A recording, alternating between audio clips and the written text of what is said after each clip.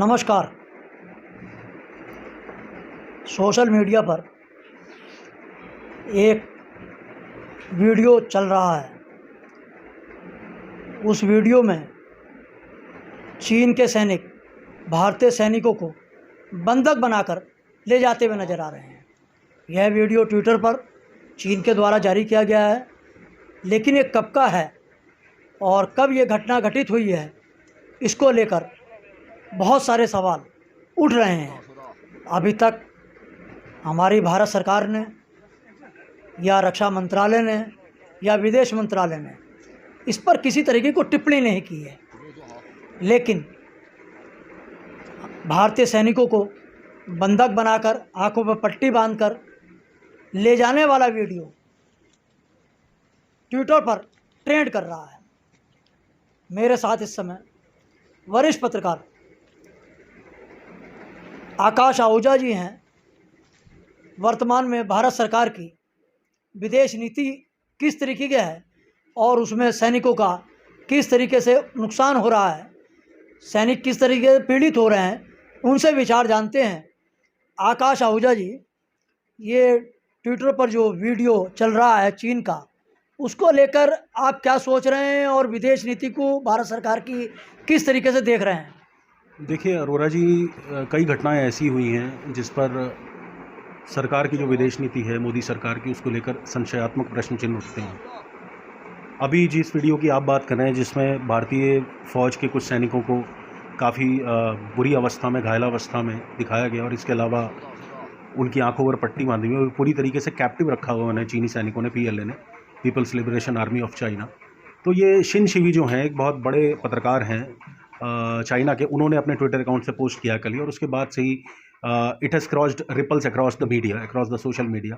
काफ़ी बातचीत इसको लेकर हुई है। हालांकि उन्होंने अपने ट्वीट में एक प्रश्न लगाया है कि क्या ये गलवान वैली का वीडियो है, लेकिन समझा यही जा रहा है कि गलवान वैली जो घटना जून 2020 में हुई थी, जब चीनी और भारतीय सैनिक आमने सामने आ गए थे और 20 भारतीय सैनिकों की मौत जिसमें हो गई थी, तो ये माना जा रहा है उस समय चूँकि चीन की संख्या काफ़ी ज़्यादा थी। मामले पर थोड़ी सी एक बार और डालते हैं पूरा इतिहास पर कि सारा पेंगोंग त्सो झील के कब्ज़े को लेकर सारे बात थी। पेंगोंग त्सो झील जो है वो एशिया के एक बहुत ऊंचे लेक्स में से एक है, जिसमें कुछ पिलर्स और पॉइंट्स पर चाइना का कब्जा है और कुछ पिलर्स और पॉइंट्स पर इंडिया का कब्जा है। ये कहा जा रहा है लगातार कि पिछले 7 सालों में भले ही प्रधानमंत्री नरेंद्र मोदी झूला झुलाने की राजनीति और चीन जाने की राजनीति शी जिनपिंग साहब जो प्रेसिडेंट है चाइना के, उनके साथ करते रहे हों, लेकिन इसका हल कुछ नहीं निकला है, क्योंकि पेंगोंग त्सो पर बहुत बड़े पोर्शन पर चाइना ने कब्जा कर लिया है।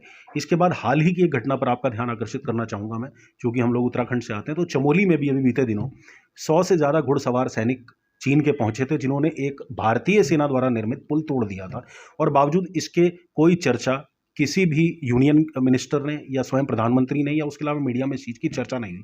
तो कहीं ना कहीं बहुत घातक स्थिति में है हम लोग और बहुत खतरनाक स्थिति में है। अरोरा जी, मैं ये कहना चाहूँगा कि विदेश नीति, अभी यूनाइटेड नेशंस जनरल असेंबली में को संबोधित करने के लिए प्रधानमंत्री अमेरिका गए थे, और वहाँ उन्होंने अपनी जीवनी तो सुनाई कि वो किस तरीके से गरीब परिवार से आते हैं और किस तरीके से उन्होंने प्रधानमंत्री पद का सफ़र तय किया। लेकिन दुर्भाग्य की बात है कि 190 देश के हेड ऑफ स्टेट वहाँ मौजूद थे, बावजूद उसके उन्होंने चीन के बारे में कोई जिक्र वहाँ नहीं किया। एक चीज़ और मैं यहाँ पर कहना चाहूँगा कि चीन की जो साथ हमारी जो विदेश नीति है वो किस हद तक हमारे लिए घातक साबित हो रही है, उसका एक बहुत बड़ा एग्जाम्पल तालिबान ओन्ड काबुल में हमें देखने को मिला, अफगानिस्तान में, कि अमेरिकन सेनाओं ने वहाँ से जो ज्वाइंट मित्र देशों की सेनाएं थीं, 20 साल के ऑपरेशन के बाद वो वहाँ से निकल गई और इस समय तालिबान का राज अफगानिस्तान पे हो गया है। और जो सबसे बड़ा बेस था US एयरफोर्स का, यानी जो मित्र देशों की एयरफोर्स थी, उनका जो सबसे बड़ा एयर बेस जो था वो काबुल से लगभग 30 किलोमीटर दूर बगराम में था। और बगराम जो सिर्फ मात्र, अगर उत्तराखंड की बात की जाए तो वहाँ से 800 किलोमीटर पड़ता है, यानी कि चीन की छोटी से छोटी मिसाइल की जद में हम लोग बगराम से आ जाते हैं। वो बगराम एयरबेस चीन ने अफगानिस्तान की तालिबान सरकार, जो नवनिर्वाचित तालिबान सरकार है, या यूँ कह लीजिए जिन्होंने कब्जा कर लिया अफगानिस्तान पर, उससे 99 साल की लीज पर ले लिया है। तो ऐसे में आप समझ सकते हैं कि चीन किस तरीके से भारत की घेराबंदी कर रहा है, लेकिन हमारी सरकार खामोश बैठी हुई है। तो बहुत चिंता का विषय है। पेंगोंग त्सो पर कब्जा, गलवान वैली पर कब्जा, लड़ाई होना, अत्याधुनिक हथियारों से ना सही, उसमें 20 जवानों की जान जाना, और अब जिस तरीके से बगराम एयरबेस पर चीन का पूरे तरीके से कब्जा होना, तो उसे समझना चाहिए कि चीन कहीं ना कहीं पाकिस्तान के साथ चीन की मित्रता पहले ही जग जाहिर है, तो वो हमें घेरने की कोशिश कर रहा है, और ये कहीं ना कहीं नरेंद्र मोदी सरकार की असफलता है। लोकसभा के अंदर जो है एक अरुणाचल प्रदेश के सांसद के द्वारा भी अरुणाचल में भी सीमाओं पर जो बात की गई थी कि चीन की सेना अंदर तक आ गई है, चीन के बॉर्डर तक ने सड़क बना ली है।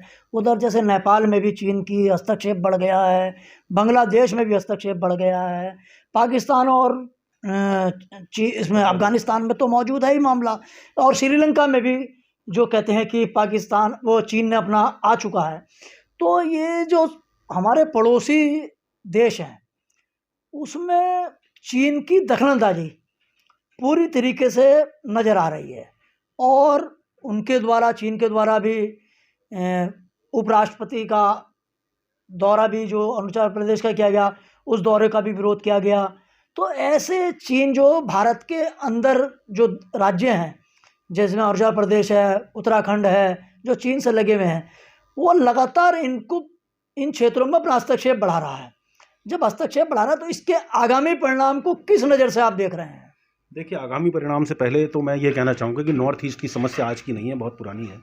50,000 स्क्वायर किलोमीटर से ज़्यादा एरिया का 62 के युद्ध में छीन लिया गया था हिस्सा चीन द्वारा भारत का। और जो नॉर्थ ईस्ट की समस्या है, सिक्किम और अरुणाचल प्रदेश की अब बात करें तो एक नत्थी वीज़ा वो लोग लगाते हैं वहाँ के लोगों के लिए।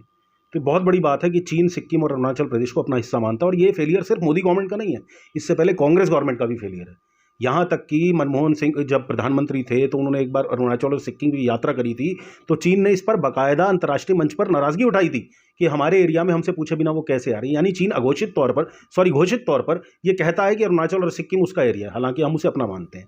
अब बात करते हैं नेपाल की। एकमात्र मित्र राष्ट्र हमारे पड़ोसियों में नेपाल हमारा होता था, लेकिन जब नेपाल में भूकंप आया और जिस तरीके से मीडिया ने प्रेजेंटेशन करी कि भारत वहाँ पर मदद कर रहा है, जबकि वहाँ मदद करने के लिए 20 से अधिक राष्ट्र मौजूद थे, उसके बाद से नेपाल ऐसा खुंदाया हमसे कि नेपाल ने हमसे ट्रेड लगभग आधा कर दिया। यहाँ तक कि LPG गैस जो सबसे बड़ी सप्लाई हम इंडिया नेपाल को देते थे, वो उन्होंने चीन से लेनी शुरू कर दी।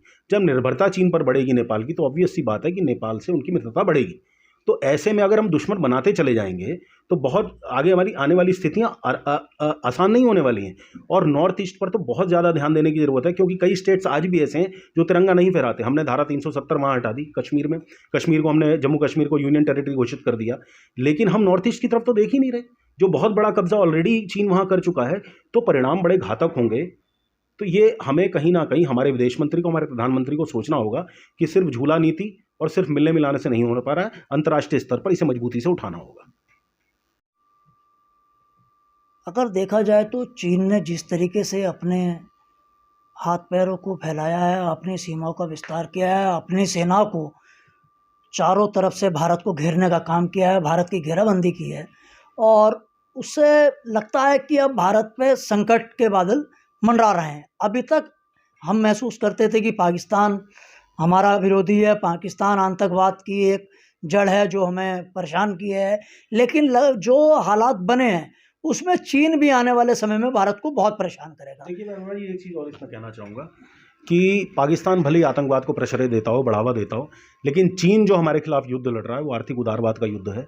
चीन के पास मैन पावर, चीन के पास हमसे ज़्यादा नहीं है, लेकिन चीन ने ऐसा मार्केट बेस पर कब्जा पूरी दुनिया की किया हुआ है कि अगर भारत उस स्तर पर जाकर उससे लड़े तभी चीन को जवाब दिया जा सकता है। नहीं तो चीन आज की तारीख में अघोषित तौर पर अमेरिका के बाद दूसरी महाशक्ति बन चुका है, और हम उसके पासंग भी नहीं है अगर हमने अपनी विदेश नीति, अपनी आर्थिक नीति को नहीं सुधारा तो। भारत की आर्थिक नीति कमज़ोर होना ही पिछले 4-5 साल में जो कमज़ोर हुई है, जिस तरीके से हमारी GDP गिरी है, वह मुख्य कारण है। और इस आर्थिक नीति को अगर सुधार होता है, विदेश नीति में सुधार होता है, तभी भारत की सीमाएं और भारत की आंतरिक सुरक्षा जो है वो सुरक्षित रहेगी। बहुत बहुत धन्यवाद।